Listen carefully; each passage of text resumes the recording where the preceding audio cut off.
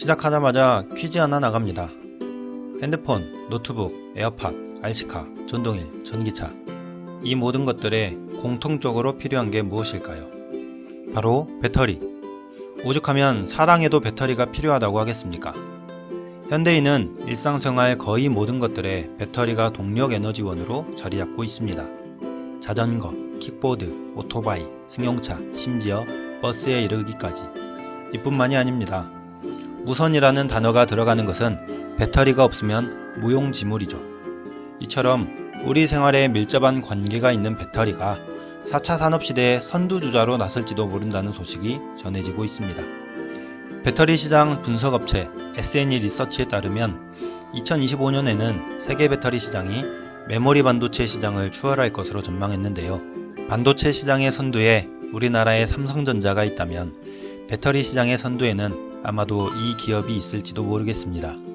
지난 5년간 중국은 엄청난 보조금 지원을 통해 내수 시장을 잡으며 배터리 시장을 장악해 왔습니다.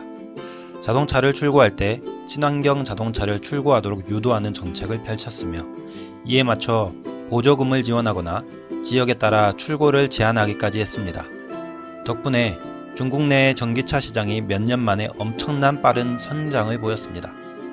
그만큼 중국의 배터리 업체들 역시 중국 정부의 보조금을 등에 업고 성장할 수 있었습니다. 전기차 배터리 출하량 순위를 보면 중국의 CATL이 2위, 일본의 파나소닉이 1위인데요. 중국 정부는 2018년 6월부터 중국 내 좀비 기업 퇴출을 위해 자국 내 배터리 기업들의 보조금을 줄이고 있으며 오는 2021년에는 보조금에 대한 지원을 완전히 폐지한다는 방침을 내놓았습니다. 지난 12월 22일 한때 중국 내 배터리 업체 3위에 달했던 옵티멈 나노가 파산을 신청했고 2020년, 그러니까 올해 말쯤이면 중국에는 20개의 배터리 생산 업체만 남을 것으로 전망됩니다. 바로 이때 우리나라 기업이 통쾌한 소식을 전해오고 있는데요. 한국에서 배터리 하면 떠오르는 기업이 있죠. 바로 LG화학과 삼성 SDI인데요. 특히 LG화학의 경우 여기 그래프와 표를 한번 보시면요.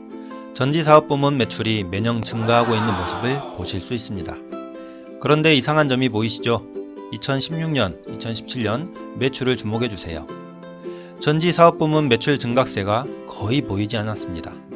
바로 중국의 사드 보복 문제로 인한 조치로 인해 타격을 입었기 때문인데요.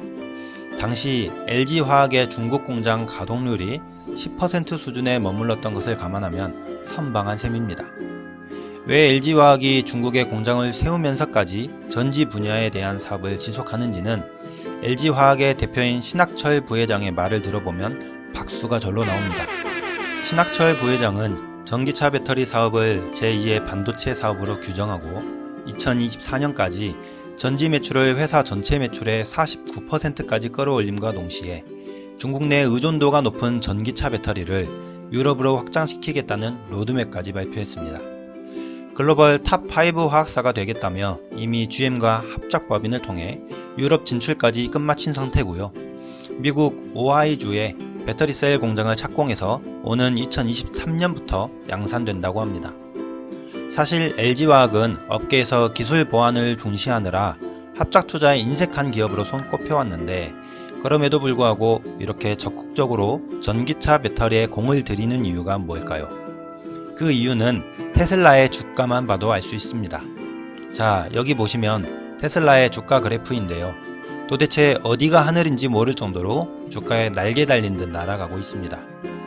바로 이 테슬라의 배터리를 납품하기로 한 곳이 LG화학입니다. 테슬라는 기존의 파나소닉이 100% 배터리를 공급하고 있었는데 블룸버그 통신에 따르면 최근 LG화학과 협력하기로 하면서 파나소닉은 패닉에 빠진 상태라고 할 수 있습니다. 테슬라가 LG화학을 선택한 이유는 미래의 배터리 때문인데 전기차에 쓰이는 배터리는 크게 각형, 원형, 파우치형으로 나누는데 파나소닉이 테슬라에 공급하던 배터리는 원형 배터리였죠. 그런데 LG화학의 주력은 파우치형 배터리인데 고도의 기술력을 필요로 하고 미래의 배터리로 불리웁니다. 안정성 면에서도 최고라고 할 수 있다고 합니다. 단점으로는 가격이 비싸다는 게 흠인데 테슬라는 LG화학이 원형 배터리도 생산하고 있으니 멀리 내다보고 파우치형 배터리로 전환하기 위해 협력하는 것으로 보입니다. 중국 배터리 시장은 중국 정부의 보조금 폐지 정책으로 인해 몰락하고 있고 시대에 뒤떨어지기 시작하는 일본 기업의 배터리는 설 자리를 잃어가고 있는 이 시점에 생산성, 기술력 등을 앞세워 우리 기업들이 약진하고 있는 상황입니다. 이런 분위기라면 반도체 시장을 휘어잡은 우리 기업들이 제2의 반도체라 불리는 전기차 배터리 시장까지 석권한다고 가정할 때 그야말로 유쾌, 상쾌, 통쾌하다고 밖에 할 말이 없는데요. 이런 상황에서 우리 투자자들은 무엇을 해야 할까요? 당연히 전기차 배터리 관련주 미리미리 정리해둬야 하지 않겠습니까? 오늘 영상에서 말씀드린 LG화학은 절대 잊으면 안되고요. 에너지솔루션 사업 부문에서 전기차용 전지를 생산 중인 삼성 SDI, 그 뒤를 바짝 추격 중인 SK이노베이션도 있습니다. 그 밖에도 후성, LNF, CIS, 삼진 L&D, HLB파워 등 다양한 기업들이 있는데요. 영상에서 다루기에는 종목들이 너무 많아서 종목 리스트를 정리한 소책자를 드릴게요. 영상 하단에 링크를 통해 신청해 주시면 보내드리도록 하겠습니다. 신청해 주셔서 감사합니다. 오늘도 행복한 하루 되세요.